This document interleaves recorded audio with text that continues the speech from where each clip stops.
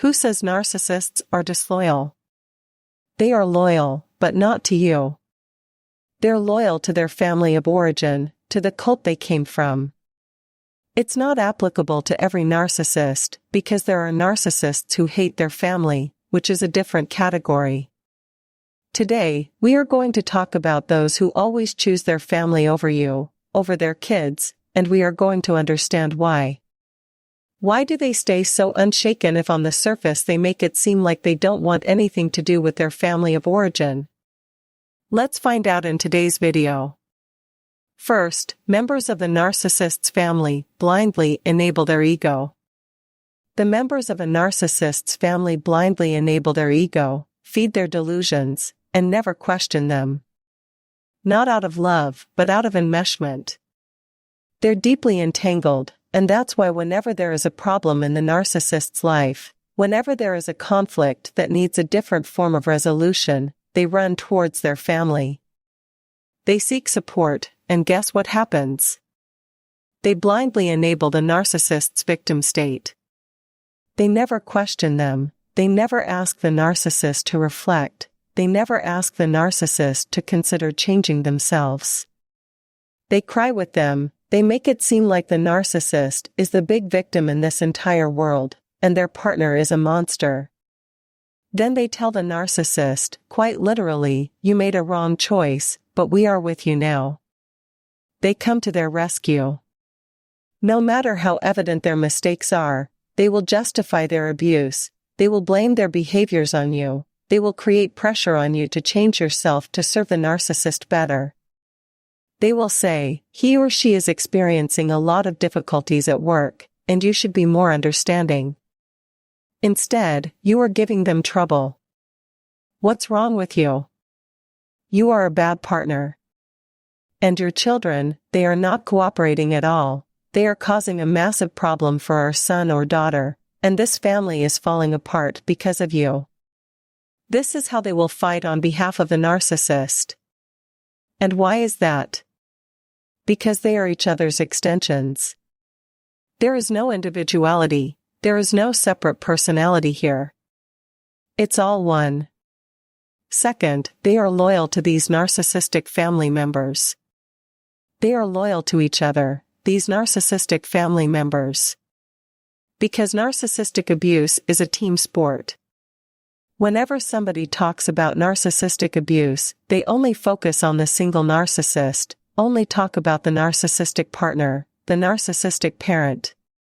But you need to know, they're not the only culprits. They are supported by their flying monkeys, they're supported by their enablers who would go to any extent to be there for the narcissist.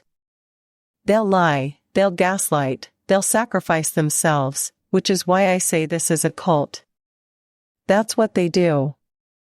They have to protect the master, they have to protect their partner, they have to protect an extension of their ego at any cost. And that's why I call it a team sport. The narcissistic family is like a beehive, and there is one common collective, singular mindset that runs every single member. The main narcissist, the matriarch or the patriarch, and then the extensions. These extensions are carbon copies of each other, they do not think for themselves. And that is what happens with narcissists. It's so stupid, it's so immature, but that is how it is. They stay loyal to those who defend them, and they defend each other, no matter how big the mistake is. And you might ask me, do they know that they are doing this? Are they that stupid? Well, they're not stupid. They know that this other narcissistic member or this person has done something wrong, but they do not want this person to feel the shame, because if they were to be ashamed, then that would mean the entire hive will be set on fire. It is the shame for each one. Third, they are deeply enmeshed with each other. They are deeply enmeshed with each other. What does that mean? That simply means they do not have their own true self. As I was explaining to you using the metaphor of a beehive, now let's try to understand it further. It's like they operate for each other. They are nothing but a reflection of the major narcissistic false self that this parent passed down to his children and all other members. There's only one member who does not put up with that BS, who does not absorb that in. And guess which member is that? A scapegoat or a black sheep. Rest, whosoever enables a narcissist becomes a narcissist in one way or another. If they lose their true self, they become the false self of a narcissist. And wherever there is enmeshment, there is no individuality. Meaning, they don't think for themselves, they do not feel for themselves, their beliefs are common family beliefs. The term loyalty is not an appropriate term to describe this whole thing, but for the lack of a better word, we have to use that. The truth is these members are always eager to outlive each other. They're fighting to go up in the hierarchy, to come closer to the matriarch or the patriarch, or to win their approval. And in the process of doing so, they gaslight each other, they manipulate each other, they destroy each other, but still stay together, which is crazy. And I am telling you that from my personal experience. This is what I have seen happening in my father's side of the family and in my mother's side of the family as well. My father used to fight fiercely, of course not necessarily physically, with his brothers, but still, they were like this. Whenever there is a problem, they would be like this. The same is applicable to my mother, she would backbite, but again, they're like this. Fourth, they fear exclusion as it is a cult. The narcissist stays loyal to their family because they fear total exclusion as it is a cult. It functions in a very black and white manner. Either you're fully absorbed in and you become them, or you are totally excluded. You're never let in, which is what is happening to you.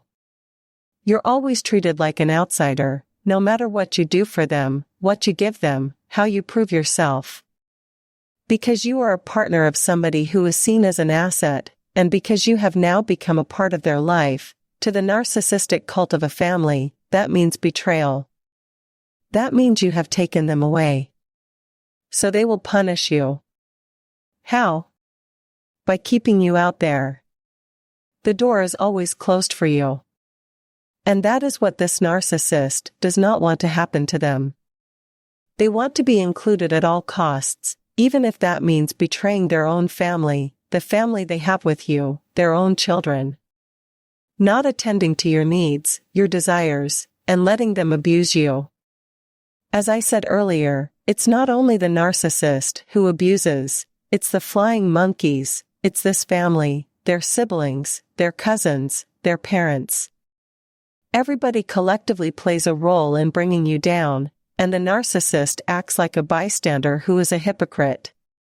Basically, he knows, she knows what's going on, but they act like a fool, or they give you false hope and say, "Oh, I'll take care of it. Don't worry. I'll talk to them." But in reality, nothing is happening behind your back. They are saying horrible things about you to further alienate you from this cult. Fifth, the narcissist's loyalty lies not with the family itself. The narcissist's loyalty lies not with the family itself, it lies with the image gratification that happens via the association with the family. You need to understand, it's one unit, and one person's image is everybody's image. And it's the responsibility of each person to maintain the collective image. They are known as this kind, caring, compassionate, amazing family, a warm family who invites everybody in. If that is the image, then everybody has to play a role in maintaining that, no matter how fake it is, no matter how nasty they are within the four walls.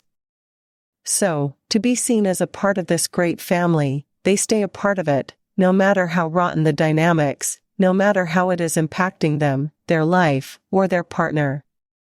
Essentially, a narcissist stays loyal to the family for their own selfish needs as well.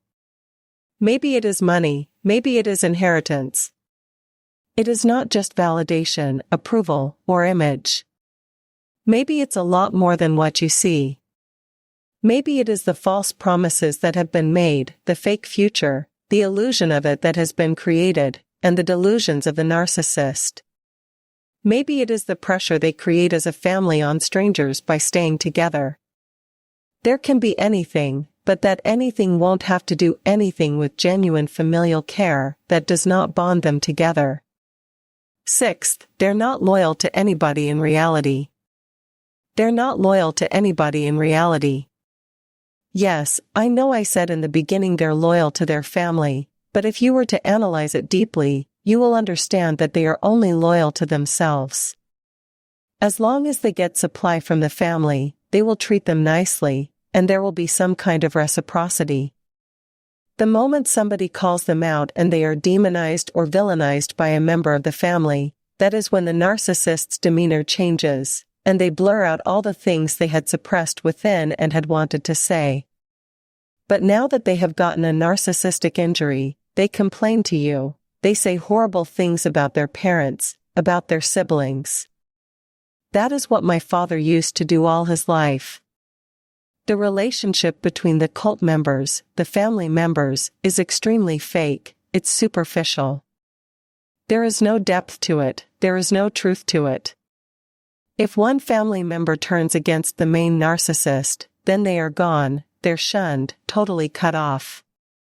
The narcissist may then try to plead with them, which my father did as well. But then, if that does not work, they are forgotten, their existence is completely erased from the history, from this family book, from the family tree.